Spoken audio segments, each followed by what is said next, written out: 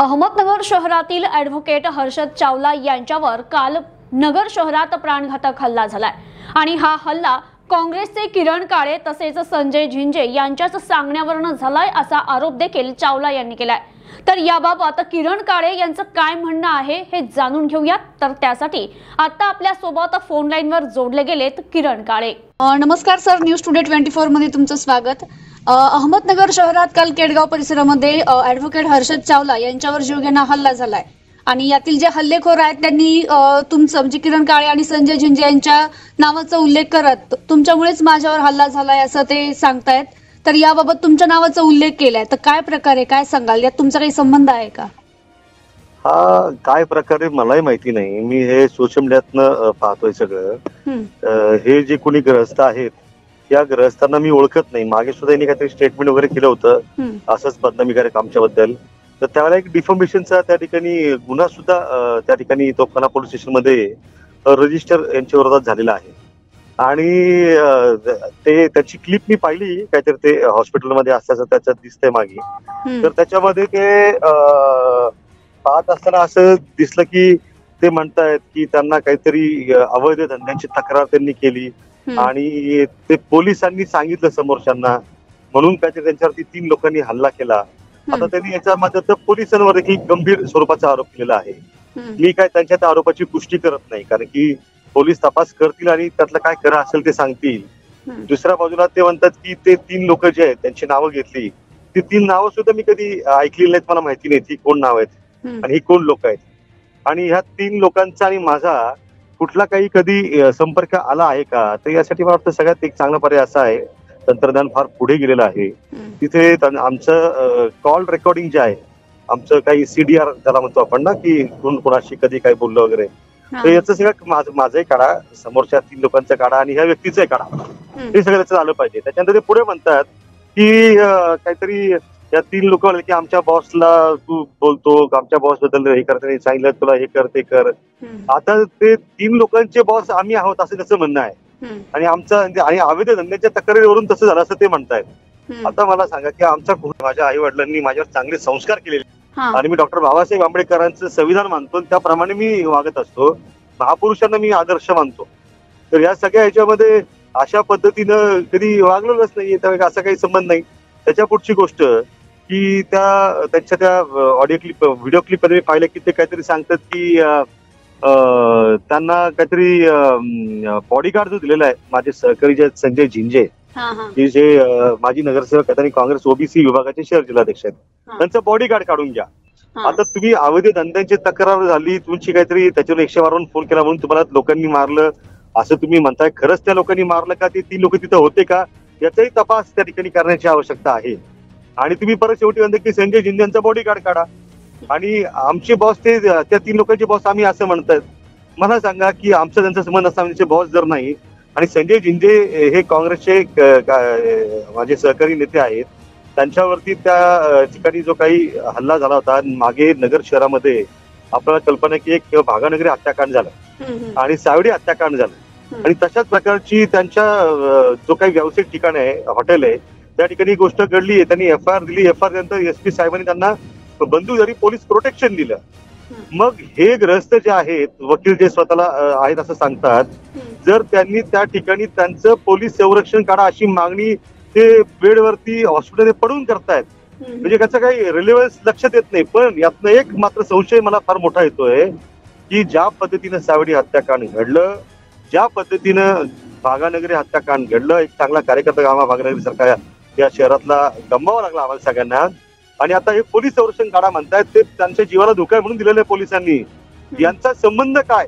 हे झिंजे यांच्या बाबतीमध्ये अशा प्रकारचे स्टेटमेंट का करतात काँग्रेसच्या कार्यकर्त्यांबद्दल? आणि आम्ही या शहरामध्ये दहशतीच्या गुंडगिरीच्या विरोधामध्ये लढाई लढतोय, हत्याकांडांच्या बद्दल आम्ही स्पष्टपणे भूमिका घेतोय, तापेमारीच्या विरोधात भूमिका घेतोय। त्याच्यामुळे काँग्रेस कार्यकर्त्यांवरती जर अशा प्रकारचे हल्ले किंवा काही त्या ठिकाणी लाईफ थ्रेटनिंग गोष्टी घडत असतील, पोलीस संरक्षण देत असतील, तर त्याचा आक्षेप या ग्रस्तांना जर आहे, तर नेमकं त्यांचा कुणाकुणाशी संपर्क आहे, ही त्यांची मागणी करण्याची भूमिका का आहे, त्यांना असं संरक्षण काढा असं का वाटतं? याचा अर्थ उद्या जर संरक्षण त्यांचं काढून घ्यायचं असेल अशा प्रकारे काहीतरी स्टेटमेंट्स करून आणि उद्या जर संजय जिंजे यांच्या बाबतीत काही देव करो, म्हणजे मी परमेश्वराकडे प्रार्थना करतो की संजय जिंजेच काय ते अगदी कुणाचंच या शहरामध्ये वाईट होऊ नये, कुणालाही मारहाण होऊ नये, कुणाचे खून पडू नये. पण चिंता वाटते की तिसरा हत्याकांड जर या शहरात जातो तर त्याला जबाबदार कोण राहील.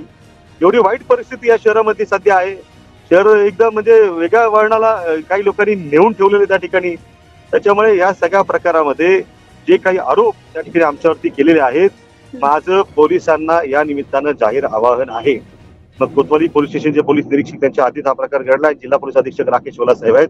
माझं जाहीर आव्हान आहे, जाहीर विनंती, मागणी त्यांच्याकडे की या संबंध प्रकरणामध्ये जी काही वकील महोदय आहेत त्यांची जी काही FIR असेल ती FIR त्यांनी त्या ठिकाणी नोंदवून घ्यावी.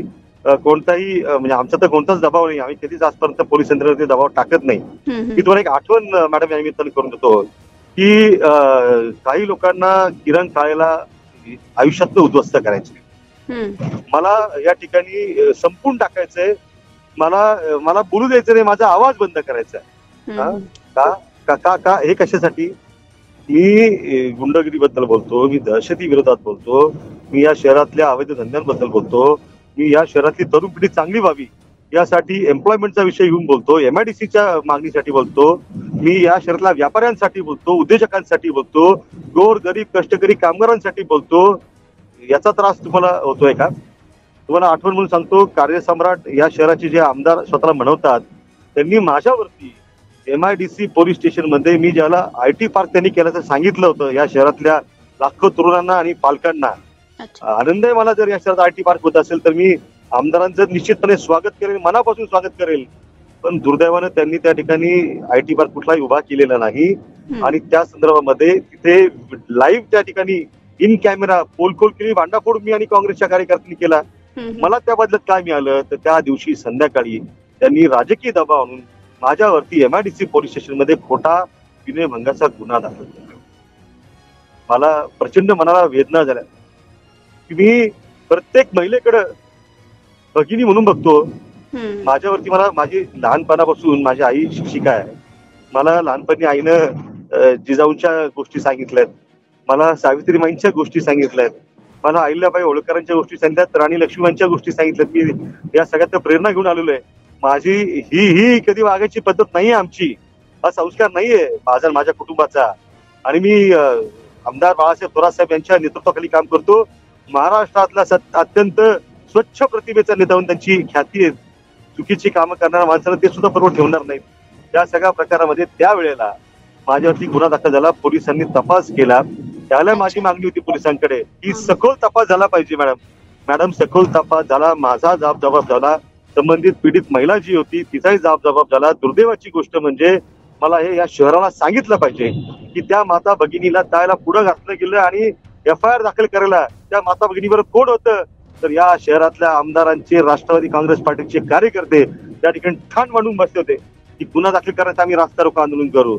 आणि ज्याला तपास पूर्ण झाला, सगळे जबाब घेऊन व्हिडिओ फुटेज तपासलं गेलं, आमच्याकडचं फुटेज तपासलं, कॉल रेकॉर्ड CDR तपासले गेले, त्या ठिकाणचं CCTV तपासलं गेलं. मॅडम मी तुम्हाला अत्यंत अभिमानानं सांगतो की त्या ठिकाणी त्या मातेनं, त्या भगिनीनं, माऊलीनं माझ्यावरती केलेला गुन्हा हा खोटा होता हे सिद्ध झालं.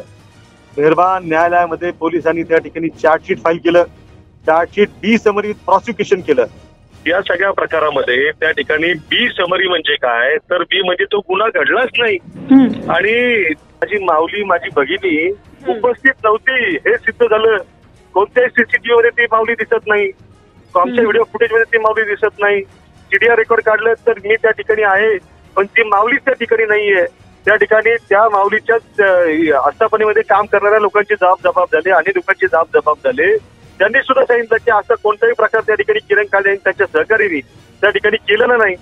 त्याच्यामुळे ह्या सगळ्याच्यामध्ये एक महत्वाचं की डॉक्टर बाबासाहेब आंबेडकरांचं जे भारतीय संविधान आहे त्याच्यावरती माझा विश्वास आहे. आणि त्या प्रकरणामध्ये प्रॉसिक्युशन म्हणजे काय की याचा जो कायद्याचा दुरुपयोग करून जो त्या ठिकाणी न्यायालयाचा वेळ व्हायला घातला, माझं चारित्र्य हनन केलं आणि पोलीस यंत्रणेचा हे केला, त्याच्यावरती गुन्हा दाखल करण्याची तरतूद कायद्यामध्ये आहे. या सगळ्या गोष्टी भविष्यात त्याच्या पातळीवरती घडतील.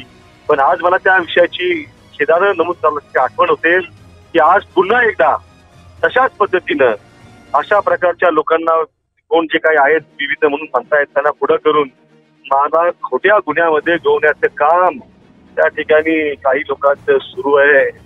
आणि पण एक लक्षात घ्यावी, तुम्हाला तळतळ अगदी सांगतो की मी घाबरणार नाही, मी अजिबात मागे सरकणार नाही. कारण की मी छत्रपती शिवाजी महाराजांचा आदर्श मानतो, मी शाहू महाराजांचा, महात्मा फुलेंचा आदर्श मानतो, अण्णाभाऊ साठेंचा आदर्श मानतो. या सगळ्या महापुरुषांनी संघर्ष आयुष्यात केलेला आहे. माझा आदर्श काही दाऊद इब्राहिम नाही, माझा आदर्श काही छोटा शकील नाही, माझा आदर्श मन्या सुर्वे सुद्धा नाही. आणि मी आजपर्यंत कधी या शहरातल्या एसपी ऑफिसवरती हल्ला पण केलेला नाही, कधी मी कुणाच्या जमिनीवरती ताबा सुद्धा मारलेला नाही, मी कधी कुठल्या व्यापाऱ्याला त्रास दिलेला नाही, मी कधी कोणाला खंडणी माहिती नाही. त्याच्या अशा प्रकारची 100 जरी माझ्यावरती कुणी वार करण्याचे कंबे खालचे प्रयत्न केले तर देखील त्यातून डगमगणार नाही. पण एक मात्र सांगतो, भगवान के घर देर है लेकिन अंधेर नाही, हे लक्षात ठेवा. ज्याला पापाचा घडा भरतो तर त्याला काय होतं हे सगळ्यांना माहिती आहे. कलियुग आहे. प्रभू श्रीरामांना सुद्धा तरी वनवास चुकलेला नाही आणि आमच्या हृदयात सुद्धा प्रभू श्रीराम आहेत.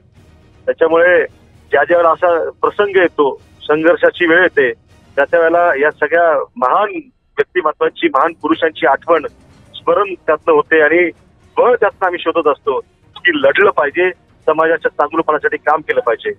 शेवटी एवढं सांगतो की येणाऱ्या काळामध्ये नगर शहराचा सर्वांगीण विकास कशा पद्धतीने करता येईल, या शहरातल्या तरुणाईला गुन्हेगारीपासून कसं बाजूला काढता येईल, या शहरातल्या तरुणाईला बिंगो, IPL, सट्टा अशा मार्गाला लावण्याचं काम काही ज्या कार्यसम्राट लोकांनी केलंय त्यातनं बाहेर कसं काढता येईल. अनेक तरुण पोरांवरती वेगवेगळ्या प्रकारचे गुन्हे खोटे दाखल करून त्यांना गुन्हेगार बनवण्याची जी फॅक्टरी या शहरात सुरू आहे, ती फॅक्टरी कशी मोडीत काढता येईल, या शहरामध्ये त्या तरुण मुलांच्या हाताला रोजगार कसा देता येईल, त्यांच्या पालकांना सुद्धा वाटलं पाहिजे की नाही आमची मुलं या शहरामध्ये सुरक्षित हातामध्ये आहेत.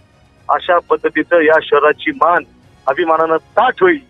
पालकांना, आमच्या आया बहिणींना तसं वाटेल आणि या शहरातले सगळे वेगवेगळ्या धर्माचे, जातीचे लोक जुन्या गोविंदानं, सुलक्षानं, प्रेमानं कसे राहतील, गरिबी चांगला जगेल, श्रीमंत चांगला जगेल, यासाठी मी आणि माझे काँग्रेस पक्षाचे सहकारी शेवटपर्यंत काम करतो.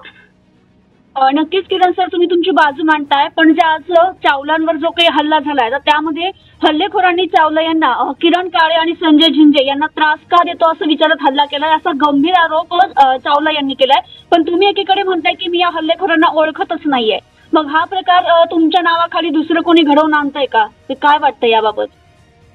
या सगळ्याचा तपास जो आहे तो पोलिसांनी करायचा आहे. पोलीस ज्याला तपास करतील, आमच्यावर जर ॲलिगेशन आहे तर आमची पण नावं येतील ना त्या गुन्ह्यामध्ये. अजून गुन्हा दाखल झालाय की नाही मला माहिती नाही, पण झाला तर तो अधिकार आहे त्यांचा गुन्हा दाखल करण्याचा आणि पोलिसांचा अधिकार आहे तक्रार दाखल करून घ्यायचा. मी काय पोलिसांना म्हणणार नाही की तुम्ही गुन्हा दाखल करून घेऊ नका, तो त्यांचा अधिकार, त्यांनी जरूर गुन्हा दाखल करून घ्यावा. ज्यावेळेला आम्हाला पाचारण करतील, आमची बाजू मांडण्यासाठी, जबाब देण्यासाठी तिथं हजर राहणार. जर आमच्यावरती काही मोठा कलम लावला तर कुठेही पळून जाणार नाही. पोलिसांनी जर तसं सूचित केलं तर स्वतःहून पोलीस स्टेशनला हजर होणार. त्या ठिकाणी एक मात्र सांगतो, पोलीस स्टेशनला हजर होत असताना काँग्रेस पक्षाचे माझे कोणतेही सहकारी त्या ठिकाणी विनाकारण गर्दी करणार नाहीत. पोलीस स्टेशन असेल किंवा SP ऑफिस असेल, अशा कायदा सुव्यवस्थेचा जो काही ज्याला मंदिर म्हणून समजतो त्यावरती कदापि हल्ला, आमच्यावरती गुन्हा दाखल झाला म्हणून कुणीही करणार नाही. आणि पोलिसांना पूर्ण सहकार्य करू. न्यायालयात गेलो जर त्या ठिकाणी आम्हाला जर त्या ठिकाणी काही पोलीस कस्टडी दिली PC तर त्याच्यातही सामोरे जाऊ. तर कोणत्याही अग्नी परीक्षेला सामोरे जायची माझी तयारी आहे. इनफॅक्ट उद्या एखाद्याचा खून या शहरामध्ये झाला आणि किरण काळे घरी समजा झोपलेला असेल की एखाद्या गोरगरिबाचं दुःख त्या ठिकाणी दूर करण्यासाठी त्याला मदत करत असेल, अश्रू पोचत असेल आणि त्याचं नाव जर त्या ठिकाणी त्या गुन्ह्यामध्ये आलं की किरण काळे एखाद्याच खून केला तरी नगरकरांनी आश्चर्य वाटून घेऊ नये. कारण की आता ते त्या खालच्या स्तरावरती जी सगळी संघर्षाची लढाई जी आहे ती काही कार्यसम्राट लोकांनी आणलेली आहे. पण त्यांना जे करायचं ते करू द्या. काही लोक राक्षस गणातले असतात, आम्ही देवगणातले आहोत. त्यामुळे चांगलं करणं ते मला माहिती आहे, वाईट करणं ते मला माझ्या आईबापाने कधी शिकवलेलं नाही. पण एकीकडे सर तुम्ही आता तुमची तर भूमिका मांडलीच आहे, पण तुम्ही नगर शहरामध्ये तुम्ही किंवा तुमचं काँग्रेस पक्ष असेल की जे नगर शहरात जी गुंडगिरी चालू आहे, अवैध धंदे चालू आहे, ते रोखण्यासाठी तुम्ही कार्य करताय. मात्र असं असताना देखील या अवैध धंदे रोखणाऱ्यांवरच तुमच्या नावाखाली हल्ले होत आहेत, असं आरोप होत आहेत. तर या संदर्भात तुम्ही काय सांगाल? तुमची पुढची भूमिका काय असेल? मुळामध्ये ज्यांनी सांगितलं की मी अवैध धंद्याची तक्रार केली आणि म्हणून असं घडलं, त्यांचा सगळा इतिहास भूगोल हा सगळा आता पोलीस काढतील की नेमकं हे तक्रार करण्यामागचं काय प्रकार आहे, तक्रार यांनी त्याच धंद्याची का केली, अन्य धंद्यांची का नाही केली. लक्षात घ्या, आम्ही मध्यंतरी काँग्रेसकडे भूमिका घेतली की नगर शहरातल्या ज्याला हेरम कुलकर्णी यांच्यावरती हल्ला झाला, एका शिक्षकावर हल्ला झाला, की नगर शहरातल्या सगळ्या शाळा ज्या आहेत, शाळा परिसरातील 100 मीटरच्या आतमध्ये गुटखा असेल, गुटखाजन्य पदार्थ असतील किंवा जुगार असेल, ह्या गोष्टी नसल्या पाहिजेत. स्वतःने स्टिंग ऑपरेशन केलं आणि त्या ठिकाणी पोलिसांनी सुद्धा सगळ्या शाळांच्या आवारामध्ये तशा पद्धतीची कारवाई केली आणि शाळांचा श्वास मोकळा केला. लक्षात घ्या की ही भूमिका सामूहिक भूमिका होती. शहराच्या सगळ्या भागांसाठी त्या ठिकाणी ही भूमिका आम्ही काँग्रेस पक्ष म्हणून या शहरातली जी पुढची पिढी आहे त्याच्या भवितव्याच्या चांगुलपणासाठी घेतली. मात्र हे जे कोणी ग्रहस्थ आहेत त्यांनी एका धंद्याची तक्रार केली, एका धंद्याची का तक्रार केली आणि सगळ्या धंद्यांची का नाही केली याचाही सखोल तपास त्या ठिकाणी करावा लागेल. त्याच्यामुळे त्यांनी काहीतरी ब्लॅकमेलिंगचा देखील शब्द त्या ठिकाणी वापरलेला आहे. माझा या निमित्तानं सूचना आहे की जर कुणी असे काही ब्लॅकमेलिंग सारखे मोठे आरोप करत असेल तर त्या संदर्भातले इव्हिडन्सेस तुम्ही सुद्धा चॅनल म्हणून ताब्यात घेतले पाहिजेत आणि मगच ती बातमी त्या ठिकाणी पुढे वाजवली पाहिजे. कारण काय आहे की उद्या कुणी काही आरोप करेल, त्यांनी ब्लॅकमेलिंगचा जो आरोप केलेला आहे त्याचा एव्हिडन्स त्यांनी सादर केला पाहिजे की नाही. त्याचा असा काही बोलतील सगळ्याला, ज्याला मी एखादं विधान करतोय त्याची जबाबदारी मी घेतोय सगळ्याची मॅडम, हे लक्षात घ्या. त्यामुळे अवैध धंद्याच्या वतीमध्ये तक्रार करणाऱ्या कार्यकर्त्यांवरती हल्ले होत असतील तर त्याची निंदा मी करतो.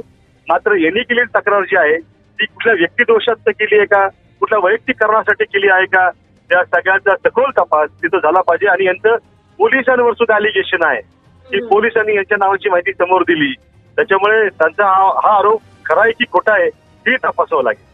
ते काम पोलिसांचं आहे, पोलिसांनी ते काम करावं अशी की पोलिसांना विनंती करायची. धन्यवाद किरण सर, तुम्ही तुमची भूमिका मांडल्याबद्दल धन्यवाद. थँक्यू.